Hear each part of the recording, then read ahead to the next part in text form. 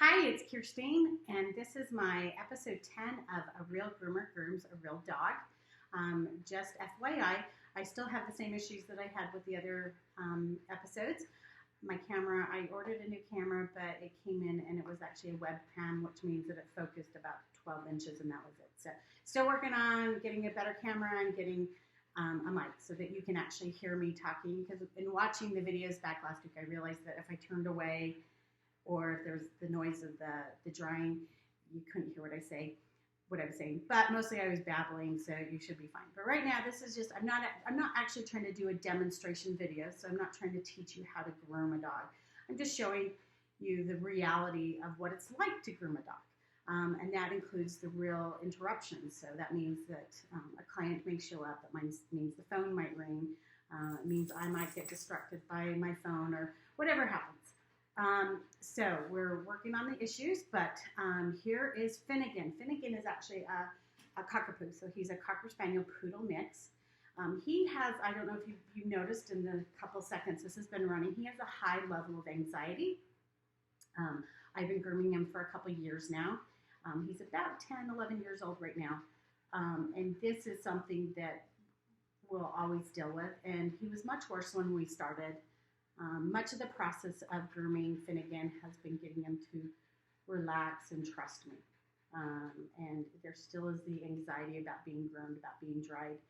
He's not on anything. If I can avoid any kind of drug, I will do that. If I think he's a danger to himself, where his anxiety might actually cause him to do something that could hurt himself, then I will recommend they talk to the vet and get some kind of, not a complete sedative, but something that just takes the edge off of the anxiety. I like to call it a doggy Valium. I don't think they actually give dogs Valium, but it's a doggy Valium. So anyways, I just wanted to go over really fast because this is a drying video. I'm not going to be talking. I've got my headphones in. I'm going to be listening to a book.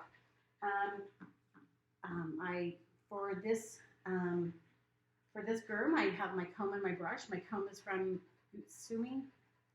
I don't know that I pronounced it right. It's a big comb, actually. And this is a brush from Chris Christensen. I love the brushes because they're individually, each tine is individually rounded so that it doesn't scratch, it doesn't hurt the dog. It's very gentle on the skin, so that I can go an area over a same area multiple times without worrying about irritating the skin. I use a product from Isle of Dog, which is a finishing spray, helps with static electricity, kind of gives a texture, helps to combing out the dog, kind of aids in that. So he's been bathed, as you can see. I've got him towel drying right now. And so my goals with this groom, or with this drying, is to not increase his stress level. So I'm going to go very slow and very methodical, because I don't want, and you'll notice that when I'm starting to dry around his head, that with my high velocity dryer, I won't go past the collar. So I will, and you'll notice that sometimes I put my hand in front of the ear like this when I'm drying on the body, and that's because I don't want the hair or the air getting around his ears until I'm actually ready to work on the head. Also, I won't direct with there's the flat nozzle that I'll have attached to my dryer. I won't ever use that on the head because it's just too strong, too noisy for the dog's head. You can actually damage a dog's hearing if you were to use it directly on the ears, and if it's right, it could actually blow out their eardrum. So you'll notice I'll avoid that once I'm ready to dry the head, which will be my last step. I will actually take off the nozzle, use my hose with just the nozzle. If he's not good for that, then I will switch to my stand dryer, which I have ready to go, and then I'll dry his head that way. Drying process takes as long as it needs to, as long as I don't believe in rushing groom. I don't believe in rushing the drying simply to get a dog done. My whole goal is to get this dog dry without elevating his stress level, and sometimes that takes longer than normal. Okay, we're going to go ahead and start. So go ahead and mute so you don't have to listen to the dryer, and I'm just going to go work.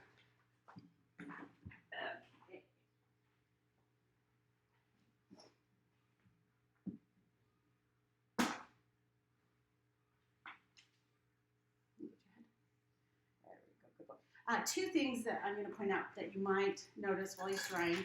I know this really isn't good quality definition. He has a wart on his head. Doggy warts are not like human warts. It's not a viral wart, so I don't have to worry about touching it and getting it transmitted or being transmitted to other dogs.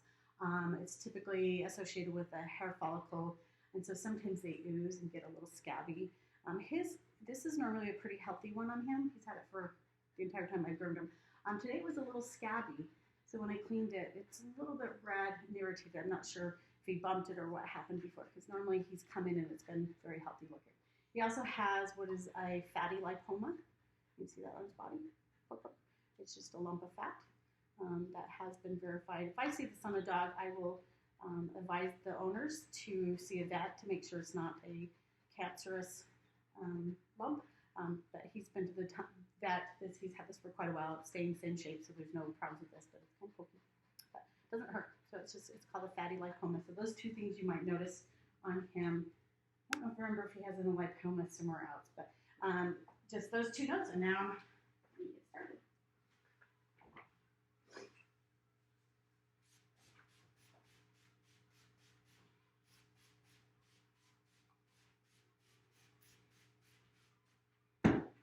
But the dog that is as short as, so I guess I am going to talk for just a bit, but the dog that is short as he is,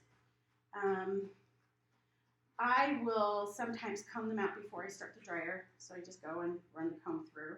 He's on a regular schedule, so I know that he's not going to be matted in his body.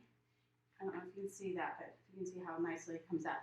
The only two spots that, because they're longer, are going to be his muzzle. I can see some tangles in there. I can see a couple tangles here.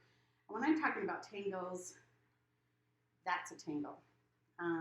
When I call something a mat is going to cover more of the skin. It's going to be more significant sized.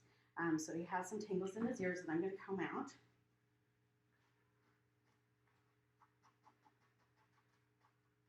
Hair is more flexible when it's wet. Two things happen when a hair actually gets wet. Breaks down the bonds, and so it becomes more flexible, so meaning you can stretch it further, but it also becomes less stronger. And because of that,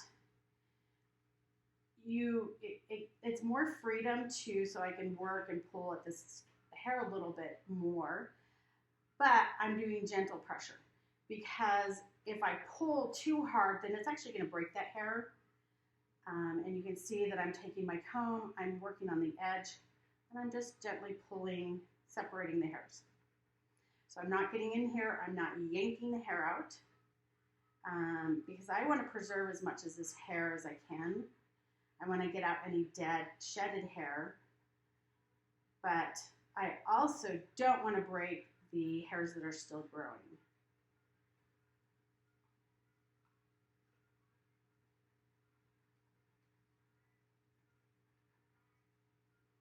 Mostly separated, so I'm just, because there's just a few little strands here.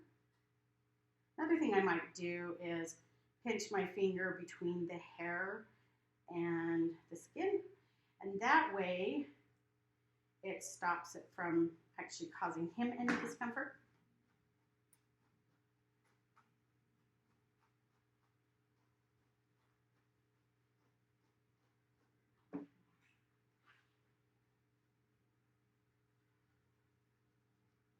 My clients know that I will not demat a dog. There are certain areas on the dog, like their ears and their tail, that I'm willing to do a little bit more combing out for aesthetic reasons. That's simply because it looks better. I'm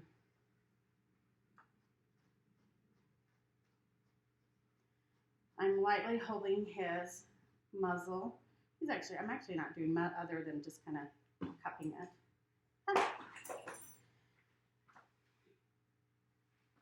I do drop stuff a lot.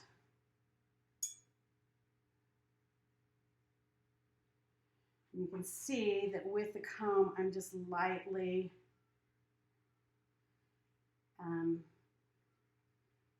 going through. I'm not I've told my bathers many times, you're not getting into a tug of war with any tangles. When I hit a mat, a tangle, I can feel there's kind of an abrupt stop, and I know that that's more significant, versus when I hit something that has slight resistance, I know that that's just more a tangle of shedded hair. And when I say shedded hair, dogs, this type of breed, are considered non-shedding, but they do actually shed. You can see that. They shed into their coat as opposed to on your couch. So we're going to work on this other side. Again, you can see how I'm holding my comb. I've got a very, very light grip.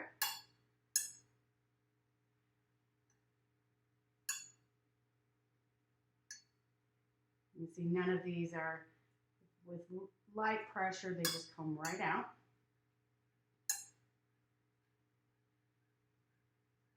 Okay.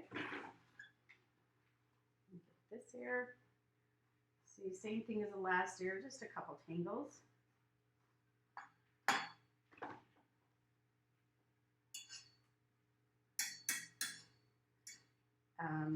On something like a standard poodle,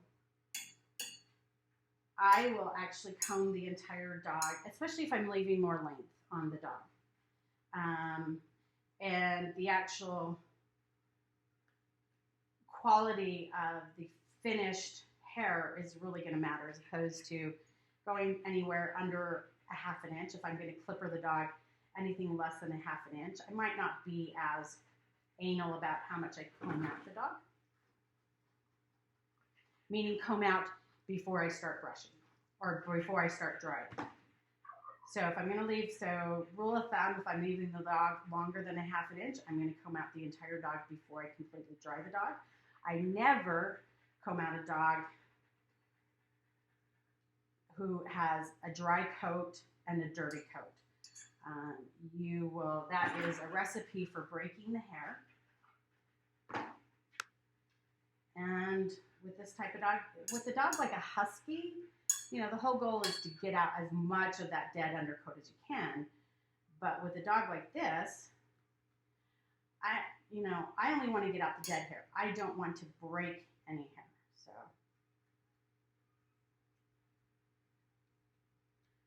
I get a lot of flack from other groomers saying that you should never comb out a mat or a tangle with a comb. And their claim is that I actually don't know what their claim is.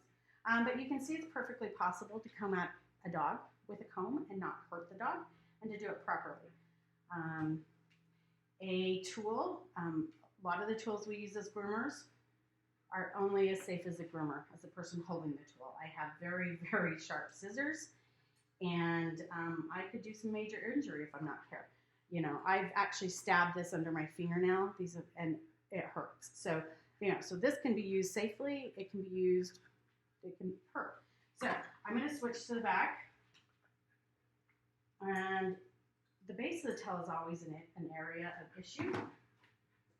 So I'm going to switch to a finishing spray that has silicone in it, because that is going to help aid me in combing out this area. This area, you can see, is still tangled. It's not all the way to the base. It's just this area here.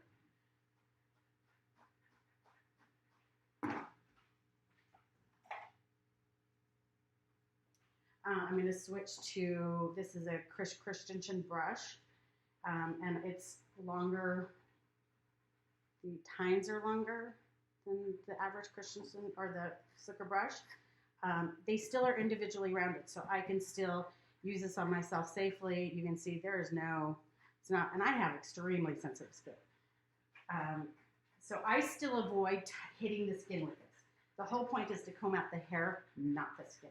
So when you see me doing anything, if I'm doing this and it looks like, oh my gosh, it's just the hair I'm touching. I'm very careful. I have my hand wrapped around that dog's tail, so that I am holding the tail and I'm only working on the hair. I'm still just going to lightly tap it and brush it out.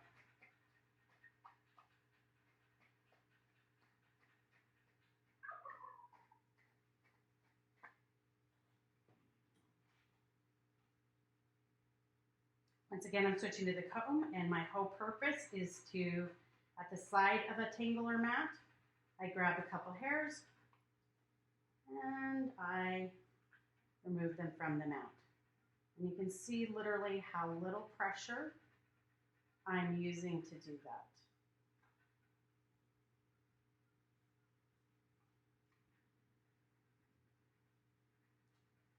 So basically, it's instead of yanking out of the mat, I'm separating it.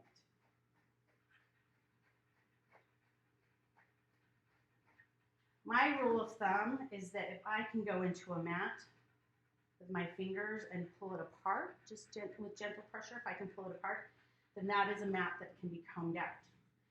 But just because a mat can be combed out doesn't mean that I'm going to actually comb it out. If a dog has matting, significant matting or tangling anywhere else on the body, I, for one, haven't set aside the time to completely comb out that mat. Most of my clients don't want to pay me to comb out that mat. I charge $1 a minute to comb out matting. And not surprisingly, most of my clients opt to actually have it shaved out. So if a dog has significant matting on the body, that is a sign to me that they aren't combing the dog at home. And most owners, they don't want to comb the dog at home. So their two options are to go shorter on the actual haircut, or to bring their dog in more often. If they don't want to bring their dog in more often, then the only option they have left is to go shorter. I am pretty passionate about not causing any more discomfort to a dog than I have to. And long hair is aesthetic, meaning it just looks good. But if an owner isn't ready to put in the work at home, then that is something I can't compensate in a couple hours of grooming for a couple months of not combing the dog. You can't comb the dog the night before grooming and then say, okay, he's all combed out. Okay, I think this tells it good. Might not, probably has a couple. I always have mats right there. So, but we're good to start drying. So now I'll shut up.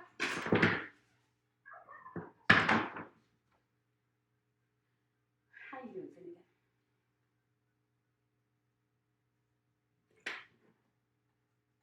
And this level of shaking and anxiety that you see in him right now, that doesn't really change. What I don't want to happen is it to get worse. So if I will pay attention to the dog as I'm grooming or as I'm drying him. If I notice that he's getting stressed out, then I will adjust what I'm doing.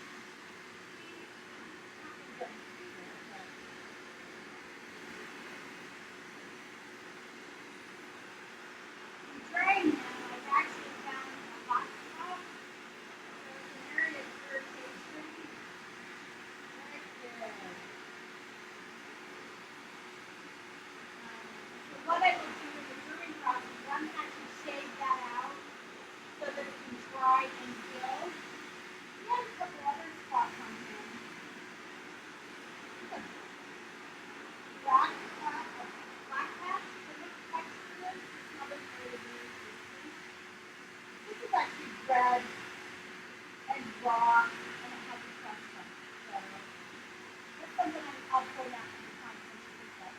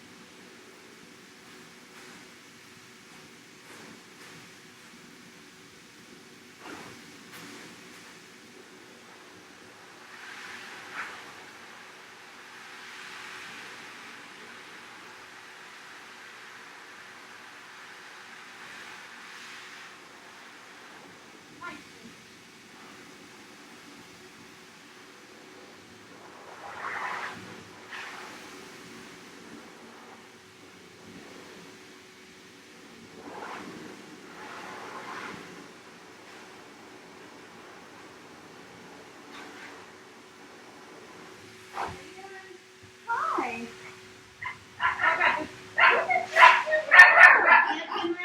Your hair's so cute. Thank you. I did it in October. Oh, Hugo, how are you? He's been hiding under the bed. He knew we were coming, but he loves you, so he's just being a such a good boy. Hey, handsome. We're doing a line clip, right? Okay. Just do whatever you want to anymore, as Hold long on. as he just drops. Don't leave me, Mom. Don't leave me. Hey, handsome. You're fine. For a minute there, I thought you had you caught Bilbo. Oh, I know. They They look so much. darker colored, but They're so similar. look and see. I'm going to cover them up. And so I've got a couple dogs to do, and then I'll text you when he's all done. Fine. So I'm not we're working probably going to anymore, record me grooming him. Oh. So I started a new YouTube channel, and I'm recording myself just grooming. So Sure. the clients can see what it's What like. you actually are doing. Because he's a good And boy. he's a sweet one, Yeah. too, right? Because last week I did a cat that wasn't so sweet. Oh. A little more difficult. So we're going to see what a sweet kitty does. Okay, good. So, Yay, yeah. that'll be fun. Yeah, so I'll share He's the going to be link. famous. Yes, Hugo. Be the cutest, handsome boy ever. Okay, I'll text you. Okay, See whatever. ya. No big deal.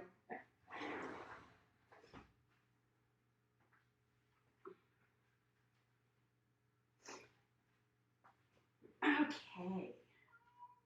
I know you go on. So before I turn the dryer back on, you notice that he's super sensitive about his legs. I don't know if you saw him kind of hopping all over the place. So I have to be really careful. And I still have to get his feet dry. But also, I pointed out the hot spot.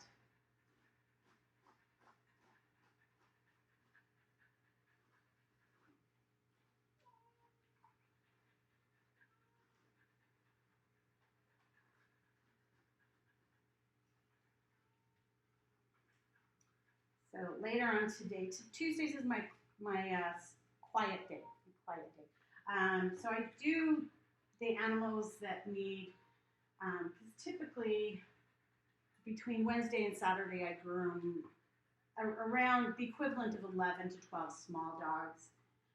And I can do that because I have a bather. On my own, if I'm bathing, drying, and grooming them all the way through, I can only groom 6 equivalent little dogs. So today is my quiet day, and I use my quiet day for dogs that have a high level of stress, because the last thing Finnigan or some of these other dogs need is a lot of noise, a lot of interruptions. There still are interruptions just because, I mean, I'm a single groomer. I can't have a receptionist. Be sitting around here doing nothing all day.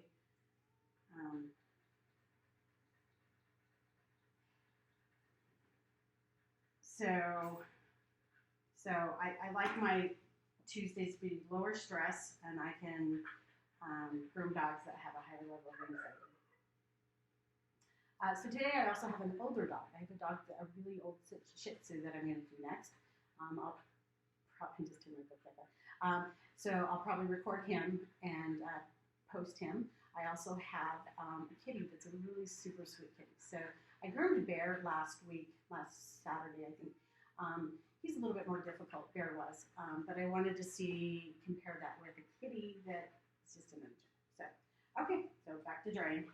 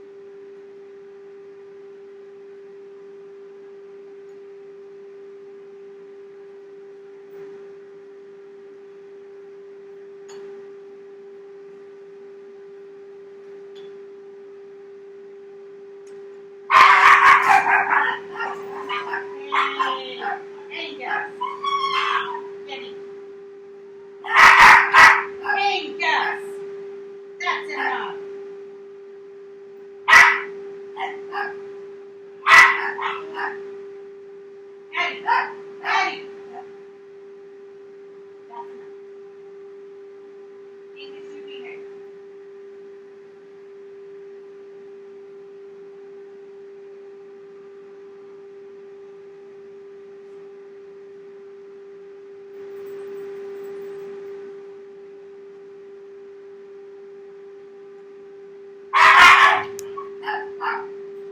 Elbow. Elbow.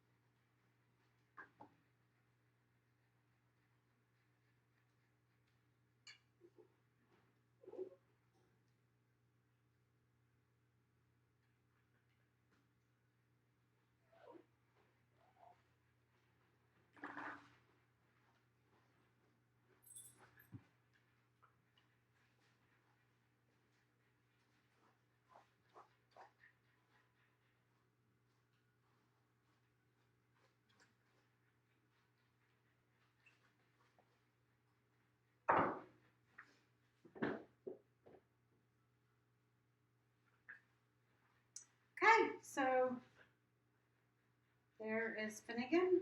He's all dry, so we're gonna move on to his haircut. But this will be it for now for the drying.